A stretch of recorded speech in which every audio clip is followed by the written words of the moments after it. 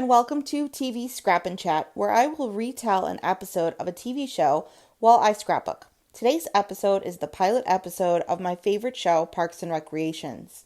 So get comfy, grab a snack, and let's scrapbook. Parks and Recreation, Episode 1, titled Pilot, aired originally April 9, 2009.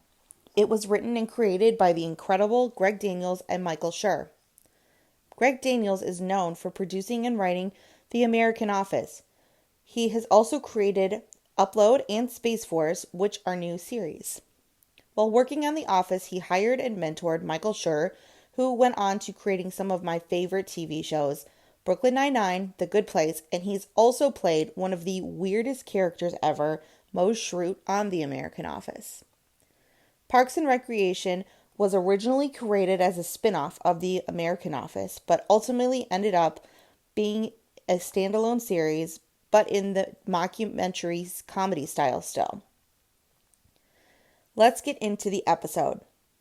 The show opens with Leslie Knope, played by Amy Poehler, who works for the Parks and Recreation Department, polling a little girl playing in the sandbox.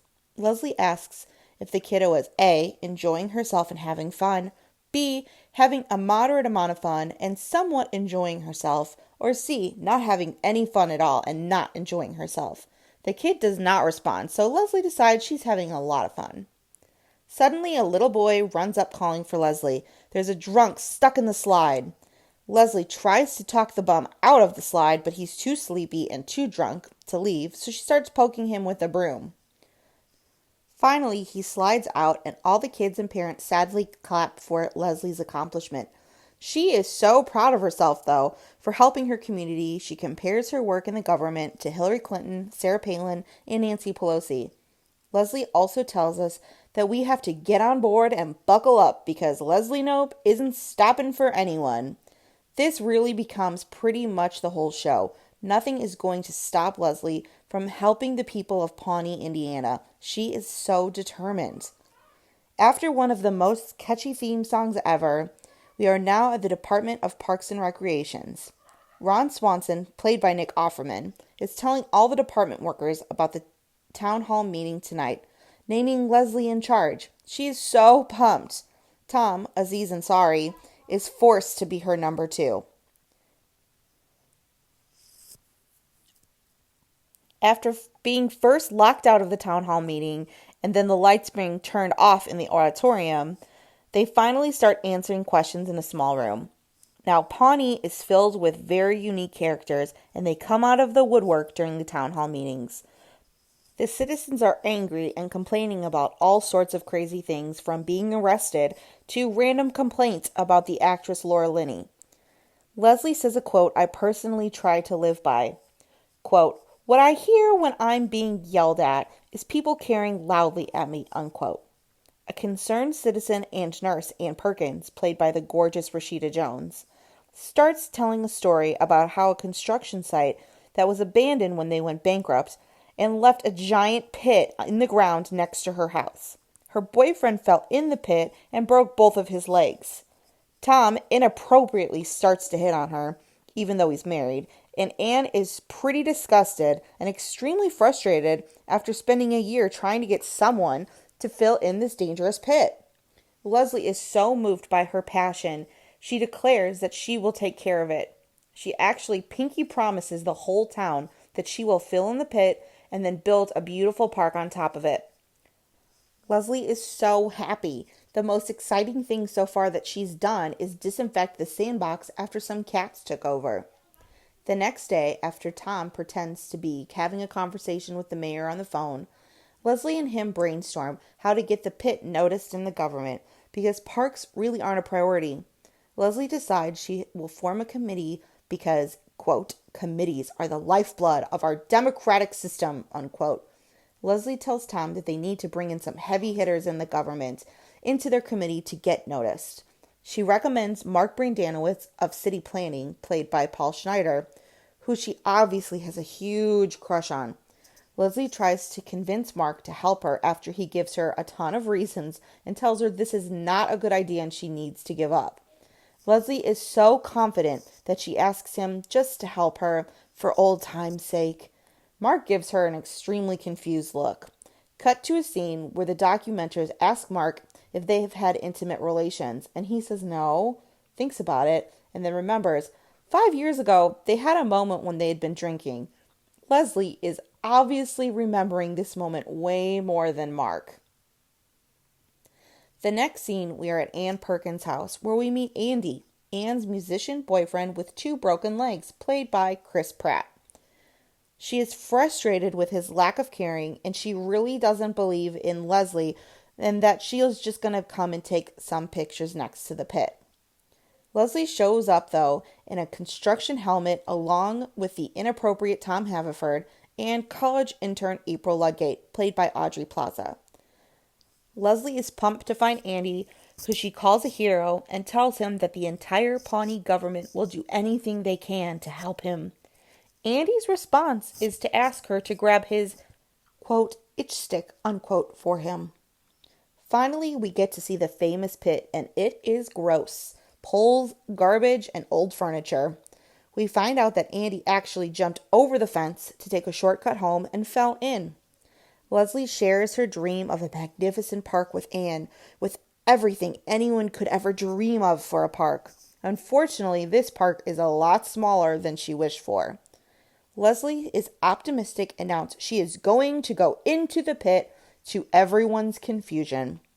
As she is slowly climbing down to the pit with heels and a skirt on, she falls down and rolls into the pit. Leslie gets to the bottom, gives us a sad little thumbs up, and lays back down. Anne, the nurse, runs to her house to get her nursing kit, while Tom and April start taking pictures. While Anne is giving her an evaluation, Leslie is just relieved that she wore her hard hat. When Anne shows her that it fell off mid-fall, Leslie points out that there's a giant rod sticking out of it where she hit. Back at Anne's house, Leslie is resting on the sofa with Andy. Andy is really happy that he isn't the only one that fell in the pit anymore.